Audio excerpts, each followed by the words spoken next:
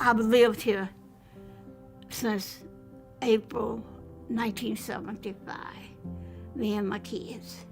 I moved here, my kids were mostly coming out of school, but they've all grown up and everything. So being at home, I feel so comfortable, that I can just be here, and I feel safe. A lot of the people we see have no one. Their family lives out of state or they don't have kids. And so there's a lot of limitations that make it very difficult for our seniors to do almost any activity of daily living. What I experience on a daily basis with individuals aging in place at home is a struggle. They don't want to struggle. They want to live happy, healthy, fulfilled lives, but due to certain circumstances, depending on their living environment, it makes it difficult for them to be able to manage all of these expenses and hardships. People want to stay in their own homes because when they're in their own environment, they feel comfortable. They worked really hard to own this house. It's a piece of kind of their legacy. And people live longer, actually, if they stay in their homes. And if someone's comfortable, and if we can help make them more comfortable and stay in their home, then we feel like everybody kind of wins. I had gotten pretty bad the last time I went to the hospital, and they say, you can get a social worker. And I said, really? And I called, and I ended up with Cheryl, and that just was my new family. And that's how I've been hanging in there. Every time I had problems, I called, and they were like mother and father to me.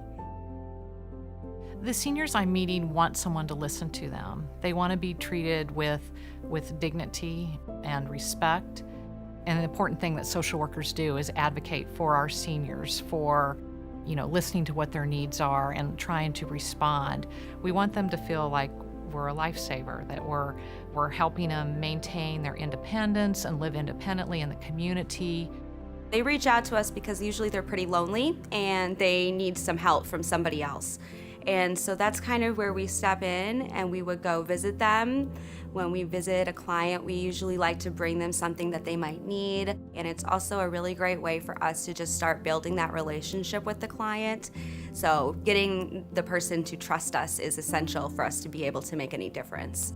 The good thing about living in a city is we have lots of resources, but finding them can be absolute burden to someone. Our department connects seniors to resources in the community, and we provide case management to those people so they can stay independent and living in their homes. They would send people to cut the grass. They did the porch. I don't know what it was that Cardinal Ritter didn't see for people doing for me. It was, it's almost bring tears when I think about 75 or whatever, what I would have done if it hadn't been for Cardinal Ritter. So for me to stay here, it's amazing. It's amazing, I tell you. If we invest into our seniors now, our future is more promising of a better, more secure and stable place to live and to reside. And we, in turn, teach our children to also pour into our seniors and also to provide support and to also care for our seniors, that they are vulnerable, yet they should be protected, that they are wise, yet they should be secure.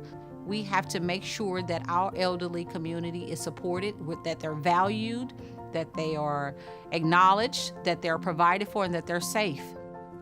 My favorite part of being a social worker is just being able to learn about other people's lives, people I would never normally get to meet and talk to. And you just learn so much I think you just learn a lot about humanity. We have to show them that they're important and that their lives have been important and their knowledge. It's our history. It's just that they bring so much to us if we would take the time to listen.